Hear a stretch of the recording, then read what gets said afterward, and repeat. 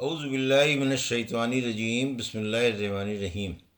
الحمد للہ رب العالمین، والصلاة والسلام علی سید المرسلین و خاتم النبیین، اما بعد۔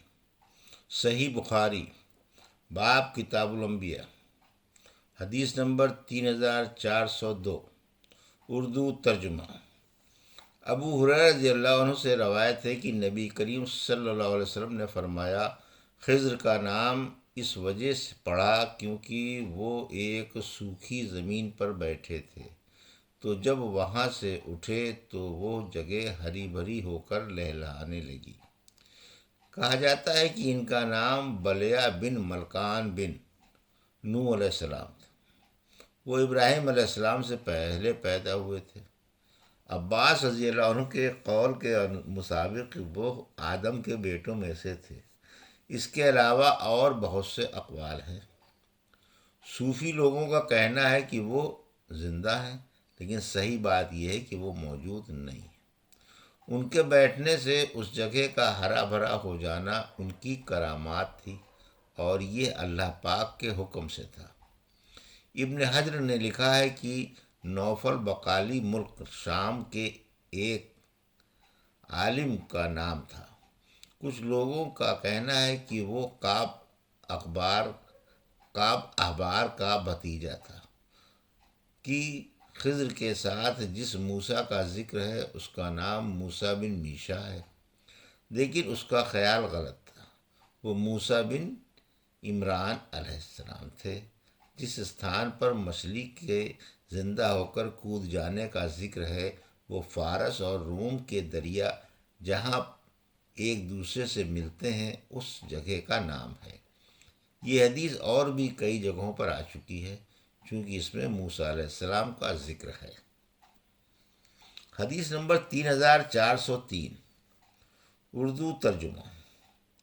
ابو ہریرہ رضی اللہ عنہ سے روایت ہے کہ نبی کریم صلی اللہ علیہ وسلم نے فرمایا، بنی اسرائیل کو حکم ہوا تھا کہ بیت المقدس میں سجدہ اور رکوع کرتے ہوئے داخل ہوں، اور یہ کہتے ہوئے کہ یا اللہ ہم کو بخش دے، لیکن انہوں نے اس کا الٹا کیا اور اپنے سرین کے بل گھسٹتے ہوئے داخل ہوئے، اور یہ کہتے ہوئے کہ بالوں میں خوب دانے ہوں داخل ہوئے۔ حدیث نمبر 3404، ابو ہریرہ رضی اللہ عنہ سے روایت ہے کہ نبی کریم صلی اللہ علیہ وسلم نے فرمایا، موسیٰ علیہ السلام بڑے ہی شرم والے اور پردہ کرنے والے انسان تھے۔ وہ اتنے حیادار تھے کہ ان کے بدن کا کوئی حصہ نہ دیکھا جا سکتا تھا۔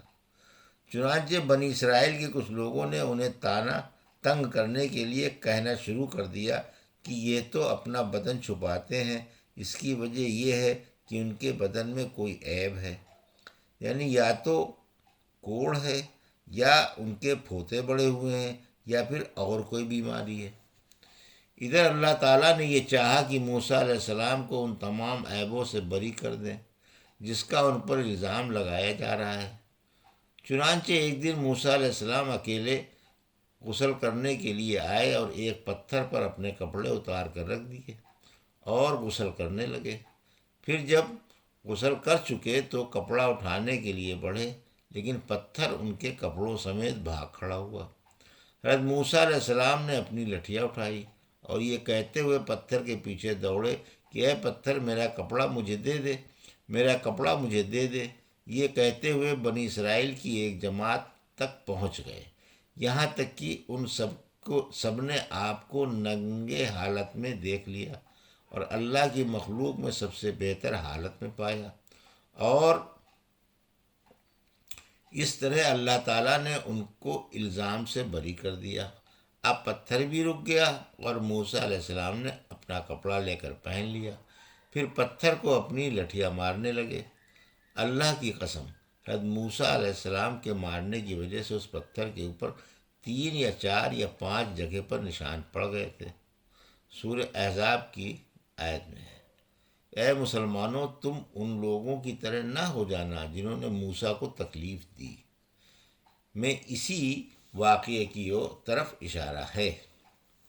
حدیث نمبر 3405، ابن مسعود رضی اللہ عنہ سے روایت ہے، انہوں نے بیان کیا کہ نبی کریم صلی اللہ علیہ وسلم نے ایک مرتبہ مال تقسیم کیا تو اس پر ایک شخص کہنے لگا، یہ ایسی تقسیم ہے جس میں اللہ کی رضا اور خوشنودی کا کچھ بھی خیال نہیں کیا گیا۔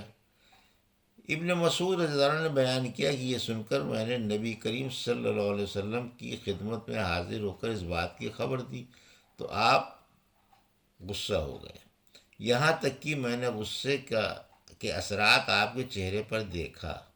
پھر آپ صلی اللہ علیہ وسلم نے فرمایا، اللہ موسیٰ پر رحم فرمائے، ان کو اس سے بھی زیادہ تکلیف دی گئی تھی مگر انہوں نے صبر سے کام لیا۔ یہ روایت اس سے پہلے بھی کئی جگہوں پر آ چکی ہے۔ اعتراض کرنے والا شخص منافق تھا، لیکن آپ نے اس کے بکواس پر دھیان نہ دے کر یہ حدیث بیان فرمائی۔ حدیث نمبر 3406۔ وہ اپنے بتوں کی پوجا کر رہے تھے۔ متبرن کے معنی تباہی بربادی، سورہ بنی اسرائیل میں، ولی متبر کے معنی یو دمر یعنی برباد کر ڈالیں گے، ما لو کے معنی جس جگہ حکومت پائیں گے غالب ہوں گے۔ جابر بن عبداللہ انصاری رضی اللہ عنہ سے روایت ہے، انہوں نے بیان کیا کہ ایک مرتبہ کسی سفر میں ہم نبی کریم صلی اللہ علیہ وسلم کے ساتھ پیلو کے پھل توڑنے لگے تو آپ نے فرمایا، جو کالے ہوں انہیں توڑنا کیونکہ وہ زیادہ میٹھے ہوتے ہیں۔ صحابہ نے کہا کہ اے اللہ کے رسول صلی اللہ علیہ وسلم، کیا آپ نے بکریاں چرائی ہیں؟ آپ نے فرمایا، کوئی نبی نہیں ایسا گزرا جس نے بکریاں نہ چرائی ہوں۔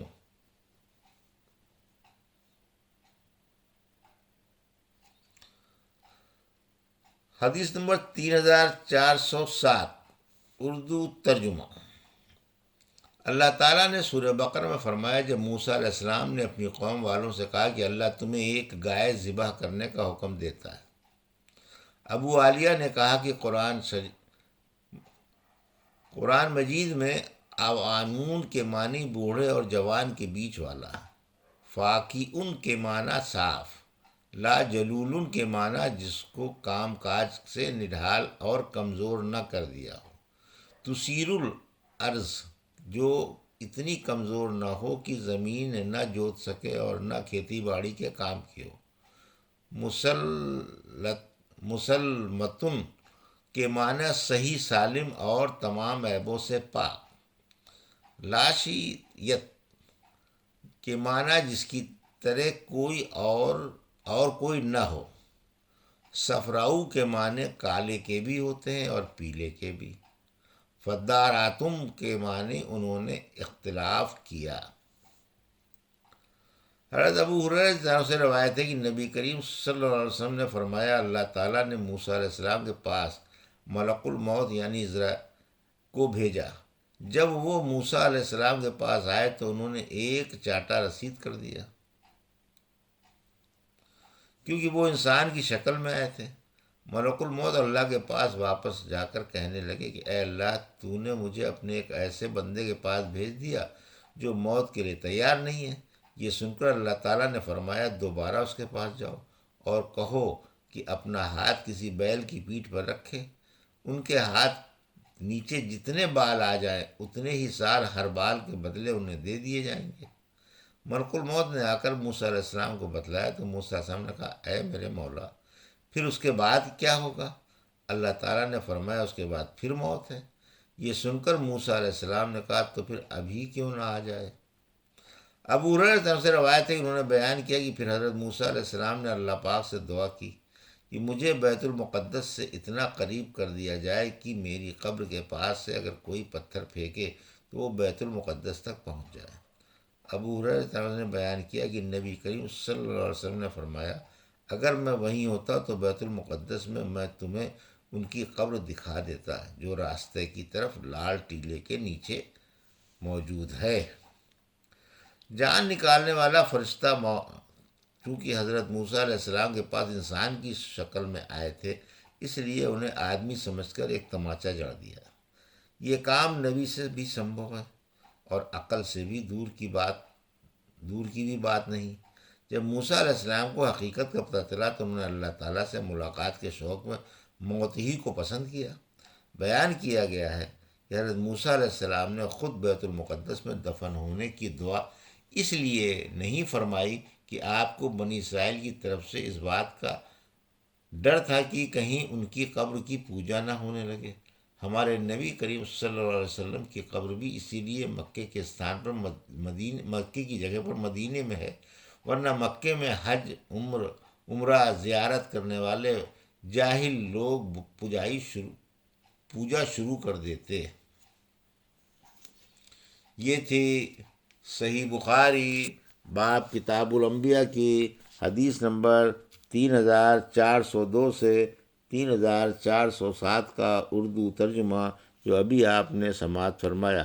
اللہ سے دعا ہے کہ اللہ ان حدیثوں کی صحیح سمجھ عطا فرما اور ان پر عمل کرنے کی توفیق عطا فرما۔ آمین یا رب العالمین۔